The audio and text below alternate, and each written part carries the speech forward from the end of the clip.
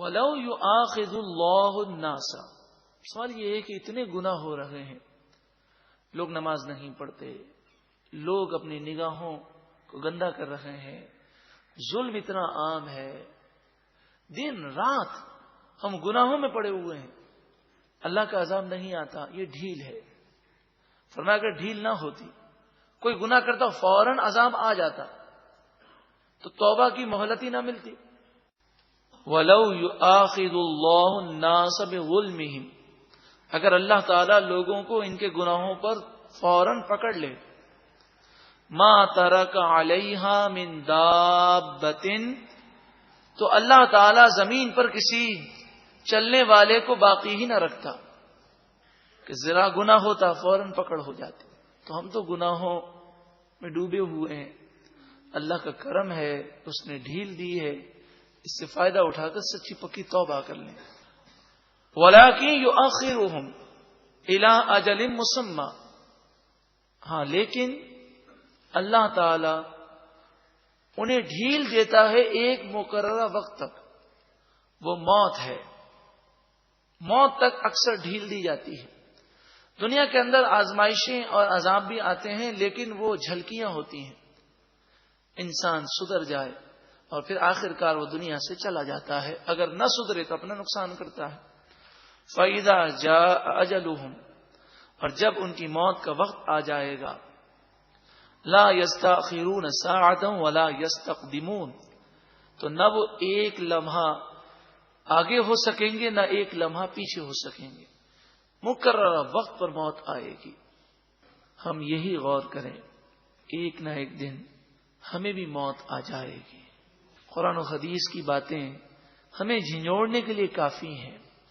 ہمیں سب پتا ہے، ہر مسلمان جانتا ہے کہ کامیابی اللہ اور اس کے رسول کی فرما برداری میں ہے.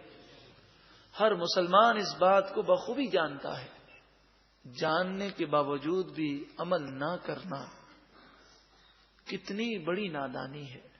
اب مجھے بتائیے کہ کسی کو ڈاکٹر یہ کہہ دے اگر آپ نے یہ چیز اب استعمال کی تو پھر آپ کو ہارٹ اٹیک ہو جائے گا، کوئی بچنے کی صورت نہیں ہوگی. لیکن وہ جاننے کے باوجود بھی اس چیز کو استعمال کرے اور ہارٹ اٹیک ہو جائے تو بتائیے دنیا اس کو نادان کہے گی کہ نہیں کہے گی؟ لیکن ہارٹ اٹیک ہونا اور دنیا سے چلا جانا، موت آ جانا، یہ اتنی بڑی بات نہیں ہے، کیونکہ موت تو ایک مقررہ وقت پر آئے گی. اصل بڑی بات یہ ہے کہ دل مردہ ہو جائے اور دل سخت ہو جائے تو یہ بڑی خطرناک بات ہے. اللہ جس سے ناراض ہو جائے یہ انسان کی تباہی ہے. لیکن ہم وہی کام کر رہے ہیں جو اللہ کو ناراض کرنے والے ہیں.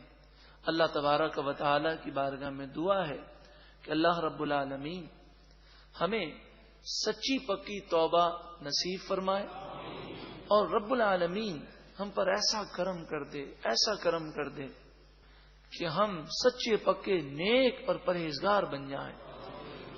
اور ایسا کرم ہو جائے ہمیشہ کے لیے ہمارے دلوں میں گناہوں سے نفرت ہو جائے. اس کے لیے قرآن و حدیث کی باتوں سے منور ہونا ضروری ہے.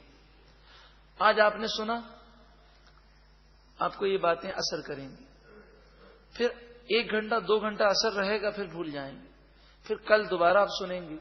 روزانہ انشاءاللہ نور قرآن سے منور ہوں گے تو ایک نہ ایک دن ایسا اثر ہوگا جو ہمیشہ کے لیے اثر ہو جائے گا. گزشتہ آیات میں ہم نے یہ سماعت کیا تھا کہ مشرکین مکہ میں بعض ایسے مشرکین بھی تھے کہ جن کا یہ عقیدہ تھا کہ فرشتے اللہ تعالی کی بیٹیاں ہیں. ان کا رد کیا گیا اور فرمایا گیا کہ خود بیٹی سے اس قدر نفرت رکھتے ہیں، اپنے لیے بیٹے پسند کرتے ہیں، اور اللہ تبارک و تعالی جو بیٹوں سے بھی پاک ہے، بیٹیوں سے بھی پاک ہے، وہ بیوی رکھنے سے بھی پاک ہے، وہ نہ کسی کا باپ ہے اور نہ کسی کا بیٹا. اس اللہ رب العالمین وحدہ لا شریک کے لیے جو خالق کائنات ہے، اس کے لیے یہ نادان لوگ فرشتوں کو بیٹیاں قرار دیتے ہیں۔ آگے ارشاد فرمایا جاتا ہے وَيَجْعَلُونَ لِلَّهِ مَا يَكْرَهُونَ، جس چیز کو وہ خود ناپسند رکھتے ہیں وہ اللہ کے لیے وہ قرار دیتے ہیں۔ یعنی ان مشرکین کو بیٹیاں خود پسند نہیں ہیں، لیکن یہ کیسے نادان لوگ ہیں کہ اللہ تعالی کے لیے وہ بیٹیاں قرار دیتے ہیں۔ وَتَصِفُ أَلْسِنَتُهُمُ الْكَذِبَ أَنَّ لَهُمُ الْحُسْنَى، اور ان کی زبانیں جھوٹ بولتی ہیں کہ ان کے لیے بھلائی ہے۔ مشرکین یہ کہا کرتے اگر ہم آخرت میں دوبارہ زندہ ہوئے بھی تو وہاں بھی ہمارے لیے خیر ہی خیر ہے اور بھلائی ہی بھلائی ہے۔ فرمایا یہ ان کی زبانیں جھوٹ بولتی ہیں۔ لا جرم ان لہم النار، یقیناً بے شک ان سب کے لیے جہنم کی آگ ہے۔ وَأَنَّهُمْ مُفْرَطُونَ، اور بے شک وہ حد سے گزرے ہوئے لوگ ہیں۔ ایک تو ظلم کرتے ہیں، گناہ کرتے ہیں، شرک کرتے ہیں، کفر کرتے ہیں، آخرت پر یقین نہیں رکھتے، اور پھر اوپر سے یہ کہتے ہیں کہ اگر آخرت پہ ہمیں دوبارہ زندہ ہونا ہوا تو جس طرح دنیا میں مسلمان غریب ہیں اور ہم مالدار ہیں تو آخرت میں بھی ہمارے لیے ہی بھلائی ہوگی۔ وَأَنَّهُمْ مُفْرَطُونَ، اور بے شک یہ لوگ حد سے بڑے ہوئے ہیں۔ تاللہ، اللہ کی قسم، لَقَدْ أَرْسَلْنَا إِلَىٰ أُمَمٍ مِّن قَبْلِكَ، بے شک ہم نے آپ سے پہلے کئی امتوں کی طرف رسولوں کو بھیجا۔ فَزَيَّنَ لَهُمُ الشَّيْطَانُ أَعْمَالَهُمْ، بس ان کافروں کے لیے شیطان نے ان کے اعمال مزین کر دیے، یعنی یہ کافر برے کاموں کو اچھا سمجھتے تھے۔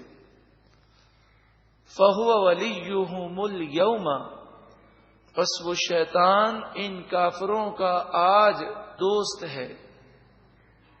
اب یہ دوست جس کو دنیا میں انہوں نے دوست بنا کر رکھا، یہ قیامت میں بھی ان کا دوست ہے، تو یہ تو جہنم میں جائے گا تو اپنے دوستوں کو بھی جہنم میں لے جائے گا۔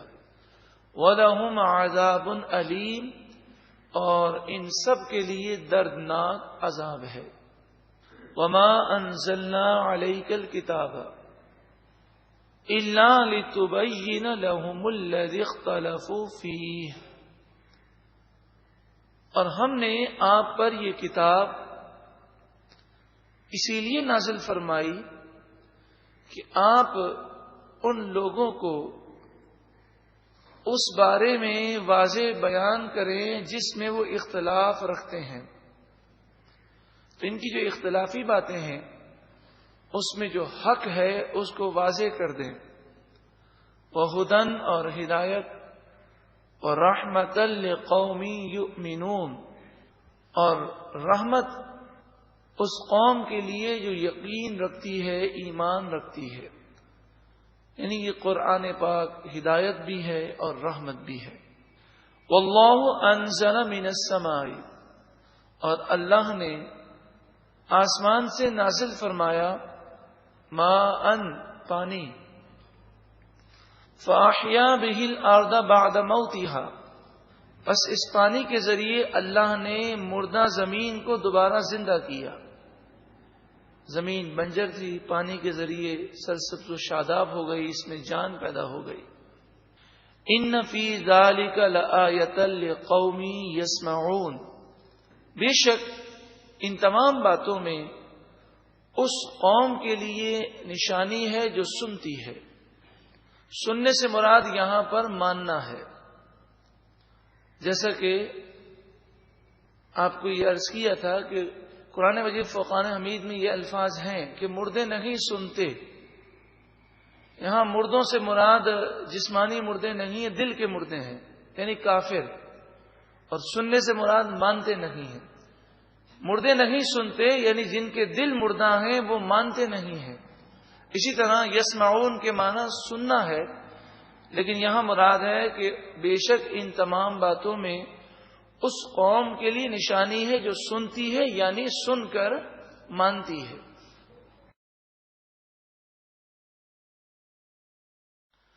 وَلَوْ يُؤَاخِذُ اللَّهُ النَّاسَ. سوال یہ ہے کہ اتنے گناہ ہو رہے ہیں، لوگ نماز نہیں پڑھتے، لوگ اپنی نگاہوں کو گندا کر رہے ہیں، ظلم اتنا عام ہے، دن رات ہم گناہوں میں پڑے ہوئے ہیں، اللہ کا عذاب نہیں آتا. یہ ڈھیل ہے. فرمایا اگر ڈھیل نہ ہوتی، کوئی گناہ کرتا